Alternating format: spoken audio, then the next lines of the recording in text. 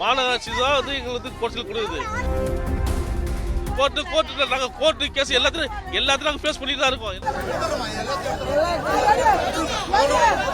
ஏன் சார் இந்த 2000 குடும்பத்தை எதுக்கு எங்க வயித்துல அடிக்கிறீங்கன்னு தான் தெரியல. யாருமே இந்த பீச்சை விட்டு போக மாட்டோம். நாங்க மீனவர் எங்க பீச் எங்ககிட்ட குத்துருங்க. ஆனா இந்த மாதிரி 4-5 வழி இருக்கு. பொதுமக்கள் போறதுக்காக இந்த வழி போட்டிருக்காங்க. இப்ப சடனா கவர்மெண்ட் பிடபிள்யூ ஆஃபீஸ் என்ன பண்றாங்கன்னா இந்த 4-5 வழியுமே மூடுறாங்க.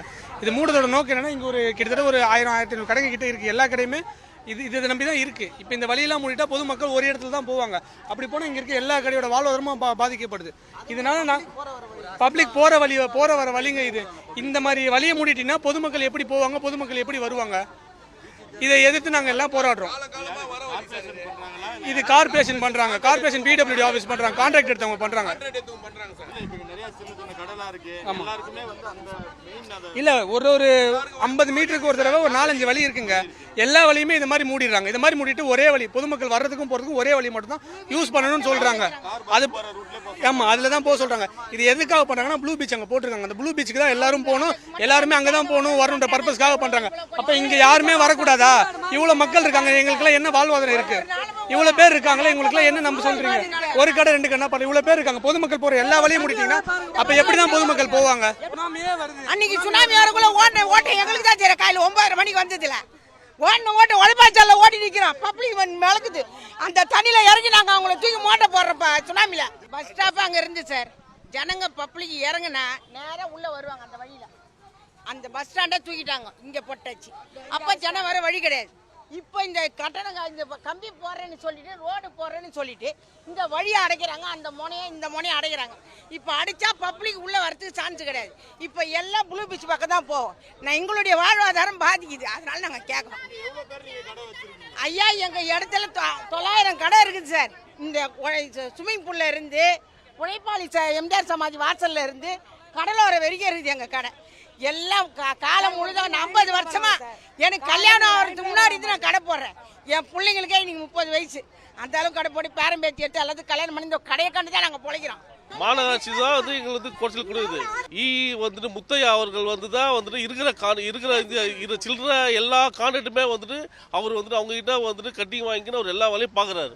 அவர் வந்துட்டு அவருக்கு ஃபேவராக எல்லாம் என்ன பண்ணும் எல்லாமே பண்ணிக்கிறாரு. ஆனால் இங்கே இருக்கிற 2000 கடையோட குடும்பத்தை வந்துட்டு தெரியல அவருக்கு. ஆனால் அவர் ஒண்டி வாழ்றாரு. அப்போ இருக்கிற வியாபாரிக்கு எங்கே போவாங்க? இருக்கிற வியாபாரிகள் என்ன ஆகுது? இப்போ இங்கே பாருங்க, நாங்கெல்லாம் தூங்கி எவ்வளோ நாள் இருப்போம்? 2-3 மாசம் மேலே ஆச்சு. இப்போ சுனாமி வருது. இப்போ சுனாமி ஓடியாரு எப்படி வெளில போவீங்க? எப்படி வெளில போவீங்க? இங்க பாருங்க, இப்படி இருக்கு. எப்படி வெளில போவீங்க? நாங்க கோர்ட்டு கேஸ் எல்லாத்தையும் நாங்க ஃபேஸ் பண்ணிட்டு தான் இருக்கோம். எல்லாத்தையும் பார்த்துட்டு தான் இருக்கோம். எல்லா கோர்ட்டு கேஸ் எல்லாத்தையும் பார்த்து தான் இருக்கோம்.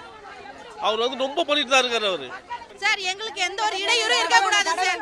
எனக்கு 2 பிள்ளைங்க இருக்காங்க சார். என் பிள்ளைங்களையும் நாங்க வளர்க்கணும். எங்களுக்கு பீச் வேணும் சார். எங்க வியாபாரிகள் கடை எங்க இருந்து கொண்டு எடுக்க கூடாது. எங்க வழி அடைக்காம எங்க வியாபாரத்துக்கு எந்த ஒரு இடையூறும் இல்லாம எங்க நிர்வாகிகளுக்கும் எந்த ஒரு பிரச்சனையும் கொடுக்க கூடாது. எங்க கிட்ட எங்க நிர்வாகி நல்லபடியா பேசுறாங்க. மேல பிரஷர் வர்றதுனால எங்க நிர்வாகிகளால எந்த ஒரு ஸ்டெப்பும் எடுக்க முடியல. எங்களுக்கும் ஒரு தெளிவான முயற்சியும் கொடுக்க முடியல. ஒரு ஊக்கமான வார்த்தையை நாங்க கேட்டு 2-3 மாசம் ஆகுது. எங்க நிர்வாகிகளும் எந்த பதிலும் சொல்ல முடியாது. எல்லா முறையீடும் பண்ணிருக்கோம் சார். எல்லா விதத்திலயும் ஃபைல் பண்ணிருக்கோம். எல்லா இடத்துலயும் போயிருக்கோம். பிரதீபா மோமோ கிட்ட கூட எங்களோட கோரிக்கைகளை அனுப்பியிருக்கோம். முதலமைச்சருக்கு எத்தனையோ கோரிக்கைகளை அனுப்பியிருக்கோம். எங்க வியாபாரிகள் தினந்தோறும் ஒரு பிரச்சனையை சால்வ் பண்ணிட்டு தான் இருக்காங்க. எல்லாரும் தினந்தோறும் ஒரு சால்வ் பண்ணிட்டு தான் இருக்கிறாங்க. ஆனா எந்த ஒரு ரெஸ்பான்ஸும் எங்களுக்கு வர மாட்டுது சார். ஏன் சார் இந்த 2000 குடும்பத்தை எதுக்கு எங்க வயித்துல அடிக்கிறீங்கன்னு தான் தெரியல. இந்த ப்ளூ பீச் போடுறீங்களா, சந்தோஷமான விஷயம். ஆனா எங்களோட வயித்துல அடிக்காம எதுவா இருந்தாலும் கவர்மெண்ட் செயல்படட்டும்.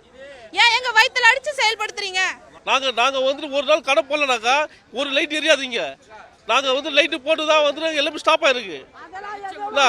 நாங்க வந்து இன்னைக்கு எல்லாமே பண்ணிட்டு இருக்கோம். இன்னைக்கு பொதுமக்கள் நாங்க தான் பாதுகாப்பா இருக்கோம். கடல்ல விழுந்தவங்க 1000 நாங்க காப்பாத்திருக்கோம். யாரும் காப்பாத்துறா?